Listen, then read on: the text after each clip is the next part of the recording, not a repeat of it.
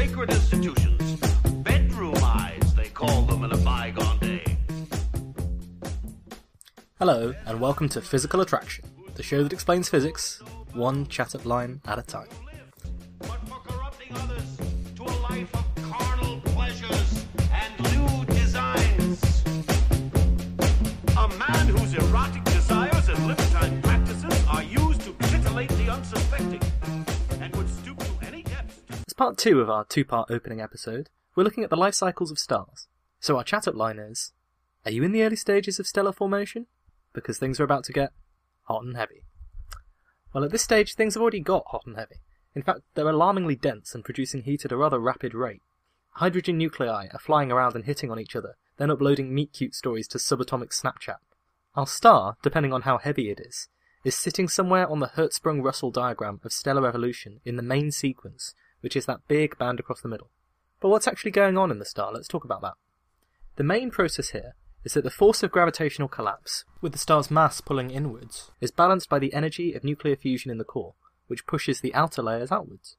This results in lots of different regions for the star. They're kind of layers as you go outwards from the centre. So the star is made of plasma. That's the fourth state of matter, and that's atoms with their electrons stripped away. Now there's the hot, dense core of plasma, where the fusion is taking place right in the heart of the star, and all of the radiation is produced there. Now, for a small layer outside the core, the force of radiation pushing outwards dominates, and heat's transported outwards from the centre just radially outwards by the radiation. Quickly, though, this stops, and the heat starts to be transported by convection in the outer layers of the plasma. So that's the plasma sort of moving around in convective loops. You can imagine it's a bit like a radiator. The central heat engine is the fusion core, and that's the same as the top of your radiator. Then the radiation zone is like the hot air straight above the radiator. And then the rest of the room, that's like the outer layers of the star. You have hot air from the radiator circulating, and you have hot plasma circulating in the star. Now some of the outermost layers are constantly being pushed away by radiation pressure from inside the star. This means that from any star there's a stream of particles flying away from it all the time that are just forced away by radiation pressure. Our sun has this as well, and we call it the stellar wind. So what does life look like for a photon produced by a fusion reaction in the heart of our sun for a particle of light that's travelling out of sun? Well, it's a lot like being a really slow walker in a busy underground station. Maybe you're on your phone and everyone else is trying to get on their train, and there are a lot of collisions involved. The photons are constantly being absorbed, re-emitted, broken up, recombined. It's a very non-linear process, they don't just stream straight out. In a star, a photon can travel around 1 centimetre before colliding or interacting in some way. Now that means that if a photon's produced in the heart of the star, for the energy from the fusion reaction to make it to the surface, takes 1 million years. Once it's escaped the star entirely, it only takes a photon 8 minutes to reach the Earth, which might be familiar as the joyful speed of anyone who's ever finally managed to overtake those slow road hoggers in front of you. You know, there's a couple holding hands and finally you manage to dodge round them. It's a glorious feeling, and that's probably how the photon feels after 1 million years of bouncing around inside the sun and finally reaching the surface. Lots of things can happen to change a star while it's still on the main sequence. For a star, most stars aren't alone. Our sun is actually fairly uncommon because it has no companion. But 80% of all stars are estimated to be in binary systems, 2 stars orbiting each other. So while the sun is the equivalent of Miss Havisham, lots of stars are happily paired up. They're gravitationally bound together in marriages that last for billions of years. Remember last episode when we talked about the angular momentum problem? The clouds that form stars has lots of angular momentum, which stops the stars from collapsing directly. But if you form 2 stars that orbit each other, or a star with a planetary system that orbits around it, that can help you to solve that problem, because the orbiting objects carry a lot of angular momentum away, and so it's still conserved, it just goes into the rotation of the stars around each other. So most stars are locked in binary orbits, constantly circling around their companion. It's kind of like being shy at the Year 11 disco. Back when I was in Year 11, they won't let me in now. You circle around your companion, wondering who's going to make the first move, for billions of years. Then eventually, you either spiral in and merge, or one of you explodes. Okay, so maybe it's not that much like the Year 11 disco after all. The lifetime of a star depends on its initial mass. The heaviest stars live for a much shorter time. The heaviest class of stars is only on the main sequence for 3 million years, compared to the 10 billion for our Sun. This is because, although the heavier stars have more hydrogen fuel to burn, they use it up even faster than that. The really exciting stuff in stellar evolution starts to happen when the star runs out of hydrogen to burn in its core. So what happens next depends completely on how heavy the star is, for reasons we'll explain. So first, we'll consider stars that are less than 8 times heavier than the Sun. So this will be the fate for the Sun too, because it's less than 8 times heavier than the Sun. When the core runs out of hydrogen to burn, and is now made of helium, the star begins to collapse. And as layers and layers of the outer hydrogen collapse into the core, it will be hot and dense enough for those hydrogen layers to start undergoing fusion again. The star then expands rapidly into a red giant, because there's fusion in the outer layers that can push the matter further outwards. It's driven by fusion in these outer layers outside the core. By the way, when this does happen to our Sun, the Sun will probably engulf the Earth and all of our leftover plastic bags, nuclear waste and copies of Shrek on DVD. It's red because the surface temperature is much lower than, for example, the Sun. Now, it's still emitting a lot of energy. The temperature is lower, but the surface is much bigger because of how far it's expanded. Now, the colour of light is determined by the temperature, and red corresponds to lower temperatures and energies than yellow. The most energetic stars look blue to the surface, because blue is the most energetic wavelength of visible light. So, the core continues to collapse with no fusion to support it. For stars like our Sun, it will get dense and hot enough, around 100 million Kelvin, for the helium in the core to suddenly start to fuse, in what's called a helium flash. This helium flash is over in a few seconds. It's like a miniature explosion. For a few seconds, the star produces energy 100 billion times faster than normal. You might be concerned about this happening in the Sun, but we'll be dead long before that does happen, so don't panic. But also, all of that energy actually goes into expanding the core. It can't escape and kill us all necessarily. It's like a violent internal eruption, familiar to anyone who's ever eaten at a non-properly franchised outlet. The stars will continue up this chain for a little while, depending on their initial masses, but eventually they run out of fuel. What's left over is usually a very dense core, typically made of carbon and oxygen that have fused up from helium, and outer layers that contain various elements. Now the dense core is eventually going to blow away all of the outer layers by radiation pressure, and all that's left is that core, a white dwarf star. Again, it's white because it's at such a high temperature. Remember, this is the heart of the star, the dense core, where fusion is taking place. So that's the part of the star that's at millions of Kelvin, whereas the outer layers of the star are, relatively cool compared to that. And unless anything interesting happens, it will just remain like this now. The core will stay, it will cool down and radiate away its energy, and it will cool down forever. But it will take billions and billions of years for a white dwarf star to cool down. The universe is 14 billion years old. The oldest white dwarfs we think we've observed are 12 billion years old, and they're still 3,700 Kelvin hot. The universe is really too young for white dwarfs to have cooled down already. These white dwarfs, they're the leftover cores of the stars. But if fusion isn't occurring, then what pushes out against the gravitational collapse? Remember we talked about stars being this force balance, and for a main sequence star it's fusion pushing outwards, and gravity pushing inwards. Well, the answer to this for white dwarf stars might end up being similar to what stops me from falling through the ground when I step on it. Electrons hate being squished together because of quantum mechanics. If matter gets too dense, it feels an electron degeneracy pressure, which pushes out against the gravitational collapse. So there's a limit to how much you can compress matter before you start feeling this degeneracy pressure. The density has to be really, really high. So the average white dwarf has the mass of the Sun, but it's around the size of the Earth. The Sun weighs 1,000,000 times more than the Earth, to give you an idea. So a white dwarf is made of this degenerate matter, where only this force stops further collapse. You would think in the modern age that we've actually figured out why we don't fall through the floor and why I don't fall through the seat that I'm sitting on at the moment, but you can find quite a degree of debate about it. I mean, what produces the reaction force that pushes up against my weight? Well, some people will tell you that it's the electrons in our atoms repelling against each other, so in the atoms of my bum and in the atoms of the seat. But other people will tell you that actually, it starts to get into the realm where this electron degeneracy pressure is important. So the force isn't magnetic, but quantum mechanical in nature. Now I don't know which of these is true, but it's certainly the case that the degeneracy pressure is important in stars. So what happens then if the star's initial mass is higher? The answer is exciting things. With these heavier masses, the gravitational collapse is awfully strong. In the lighter stars, like we talked about before, like our Sun, it can be halted by this electron degeneracy pressure. The heavy stars might not know it yet, but electron degeneracy pressure is not going to be enough to stop their core from collapsing. So first the core collapses and starts fusing helium, then carbon, then neon, then oxygen, then silicon, moving to heavier and heavier elements on the periodic table. There are all kinds of wild and crazy reactions going on in the star at this point, and everything's getting faster and faster too, as the core collapse starts to run away with itself.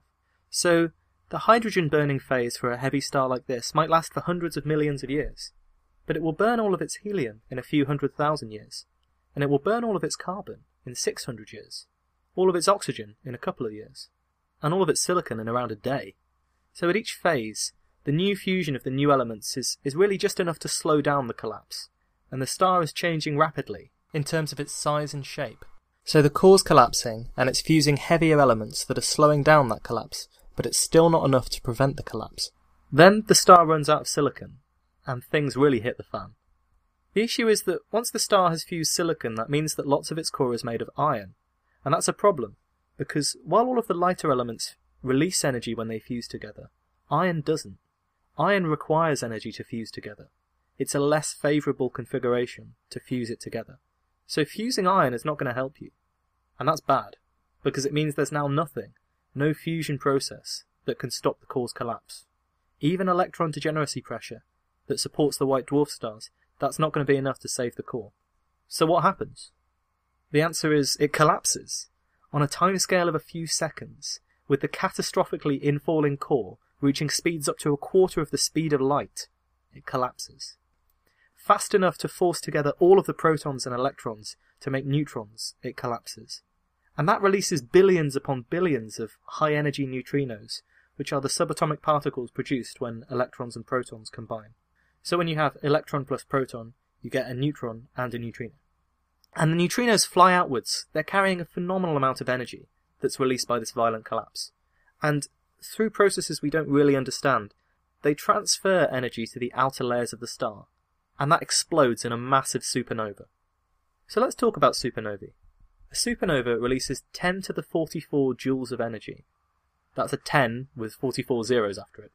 That's enough to power the entire energy consumption of every human on Earth, at their current high rates, for 1 trillion years, or longer than the age of the universe. The biggest bomb ever detonated on Earth, by the Russians, was Tsar Bomba. It had a yield of a few petajoules, and to be honest, that was a big enough nuclear weapon that the Russians really didn't need to detonate it. It was just demonstrating how big one weapon could be. If you wanted to get to the same power as a supernova, you would need 10 octillion Tsar Bombas. That's enough nuclear bombs that they would actually weigh more than 100 suns. And that kind of makes sense, because the supernova is powered by these nuclear reactions that are much more efficient at producing energy than the reactions that go on in nuclear weapons. So supernovae, at peak power, they can outshine the entire galaxies that contain them, even when the galaxies contain hundreds of billions of stars. Over the course of a few hundred years, a supernova will put out more energy than the sun will in its entire life. So you're probably starting to get the picture. A supernova is a big deal. And of course, supernovae are absolutely vital. When the universe was formed, we think that it was mostly hydrogen, around a quarter helium, and with just traces of the other elements that exist. It would be a boring world if everything was just made of hydrogen and helium. So, yes, the supernovae are responsible for populating the universe with the heavier elements, including the ones that make up you and me. Whenever you look at a lump of gold, you're looking at a supernova remnant. In fact, there's some evidence that perhaps a nearby supernova triggered the formation of our sun from one of those clouds that we started with back in the first episode. The stars indeed died so that you could be here today, listening to my voice. Aren't we all very lucky? With the outer layers of the star blasted off into space in a cataclysmic supernova, we produced, by the way, some of the most beautiful images in astronomy. So Google planetary nebula or supernova remnant if you'd like to drool over what these things look like. But what becomes of the core, the ever-collapsing core? We said that electron degeneracy pressure wasn't going to save it. It probably won't surprise you to hear me say that it depends on the mass. For cores between 8 and 15 solar masses, the core collapses and becomes incredibly dense, so dense that all of the protons and electrons combine into neutrons. Now, only the neutron degeneracy pressure, which stops them from being squeezed any tighter, is strong enough to prevent the star from further collapsing, and we get a neutron star. There's really no other way of putting it. These objects are ridiculous in terms of their density. Mind-bogglingly ridiculous. A teaspoonful of neutron star material weighs 10 million tons, as much as a mountain. Of course, if you somehow did manage to remove a teaspoonful of neutron star material from the star, it would explode with the energy of 1 trillion atomic bombs, so lifting it up would be the least of your problems. A neutron star might be 3 or 4 times heavier than the Sun, but only 20 kilometres across, so you could fit one pretty comfortably in a decent-sized city. Although for reasons similar to those mentioned above, actually putting one in a city is a really bad idea. The gravitational field of a neutron star is very strong. How strong? Well, hundreds of billions of times stronger than Earth gravity, but that doesn't really give us a sense for it, does it? Let's imagine that you stood somewhere near a neutron star. Let's say you're 1 Earth length away from it. The gravity is 1,000,000 times stronger than that on Earth there, but the difference in gravitational pull between your head and your feet is about as strong as Earth's gravity. You would be quickly pulled towards the star and slowly pulled apart into spaghetti, which is no one's idea of a good first date. I mean, if you ever got told at school that the atom is mostly empty space and the nucleus is where all of the mass is concentrated, well, this is what it would be like if everything had the same density as the nucleus. I mean, that's the sort of density that we're talking about for a neutron star. Now, neutron stars are also rotating rapid because of conservation of angular momentum, quick enough to whip up incredibly strong magnetic fields, which is what you get when charged particles, of which there are still some, are moving around at a speed. Now, recently, a distant neutron star suffered a sort of earthquake, or to be more accurate, a starquake, and we could actually detect the pulse on Earth because of how the magnetic field changed. So now there's really only one question left for you guys to ask. What happens if the initial mass of the star is greater than 15 solar masses? Remember, we said less than 8, you get a white dwarf. 8 to 15, you get a neutron star. 15 or more, well then, not even neutron degeneracy pressure can prevent the core from collapsing further. The core collapses into an object so dense that nothing, not even light, can escape from it. And this is how black holes are formed. There are so many amazing, fascinating facts about black holes that I know I'm going to have to do another episode to do them justice, so I won't go into too much detail about them here. But it's interesting to think. This is how the universe reacts to matter. It converts it into these weird, inexplicable objects. White dwarfs which cool and fade to nothing. Neutron stars and black holes, these bizarre, dense cores of stars. And as the universe expands and cools, we might expect that the rates of stellar formation are going to go down, until eventually there are hardly any stars forming at all. But as far as we know, these final state objects are stable forever. The universe may be getting bigger, but it's also getting colder and more degenerate.